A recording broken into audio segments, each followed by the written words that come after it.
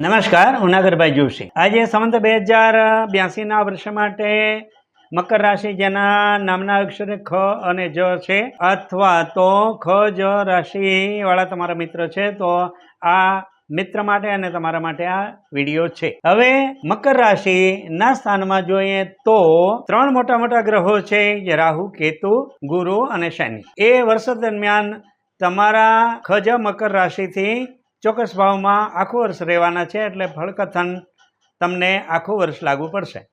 તો રાહુ છે અને કેતુ છે એ ધન સ્થાન અને આરોગ્ય સ્થાનના છે, એટલે ધન સ્થાનની રૂકાવટ રાહુ દ્વારા થઈ શકે અથવા તો કેતુ દ્વારા તમને આરોગ્યની સંબંધી કોઈ પણ પ્રશ્નો ઉદ્ભવી શકે, એટલે આરોગ્ય અને ધનની બાબતમાં તમારે સતર્કતા રાખવી પડશે। શનિ ત્રીજા સ્થાનમાં છે, કુટુંબ સ્થાનમાં છે।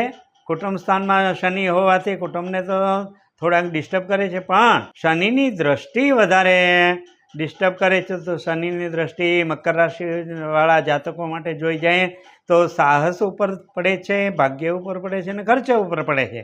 હવે સાહસ ઉપર પડે એટલે ભાગ્ય ઉપર પડે એ સ્વાભાવિક છે, બહુ મનોવૈજ્ઞાનિક રીતે પણ આપણે જોઈએ તો સાહસ જેવું નબળું પડ્યું તો ભાગ્ય જેટલું સુવા માંડ્યું, ભાગ્ય સુવા માંડ્યું તો ખર્ચો વધવા માંડ્યો। એમ મનોવૈજ્ઞાનિક રીતે પણ શનિની દ્રષ્ટિ ભાગ્ય ઉપર, સાહસ ઉપર અને ખર્ચ ઉપર પડવાની છે। હવે તમારે કરવું શું કે ભાઈ આ શનિની દ્રષ્ટિ 2.5 વર્ષ સુધી રહેવાની છે, તો શનિની દ્રષ્ટિ 2.5 વર્ષ સુધી રહેવાની હોય અને આપણે ભાગ્યને, સાહસને અને ખર્ચને કંટ્રોલ કરવા છે, તો આપણી જે મહેનત છે એ મહેનતને બમણી કરવી પડે। આશા કરું કે તમે મહેનત પુષ્કળ કરો અને ફળ પ્રાપ્ત કરો। હવે આવી રીતે ગુરુ મહારાજને જોઈ લે તો ગુરુ મહારાજ ભાગીદારી ભવનમાં પત્નીના સ્થાનમાં ગુરુ મહારાજ છે।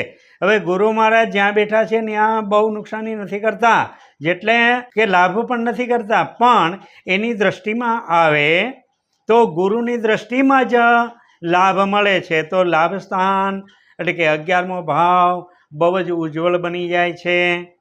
પોતાનો ભાવ એટલે કે શારીરિક ભાવ, જાતકનો પોતાનો ભાવ પણ સુંદર બને છે, અને કુટુંબના ભાવમાં શનિ હોવાથી માર્ગદર્શક તરીકે ગુરુ મહારાજ તમને ખૂબ જ મદદ કરવાના છે। એમ એકંદરે જોઈએ તો કર્કનો ગુરુ 7મા ભાવમાં ભાવથી દ્રષ્ટ, લાભ ભવન, પોતાનું ભવન એટલે કે જન્મ જાતક ભવન અને શનિના ભવનમાં દ્રષ્ટિ કરતો હોવાથી માત્ર કુટુંબમાં વિચારભેદ થાય તો જાળવી અને એમાંથી સમજદારીથી પસાર થવું। અસ્તુ, ધન્યવાદ, આશીષ।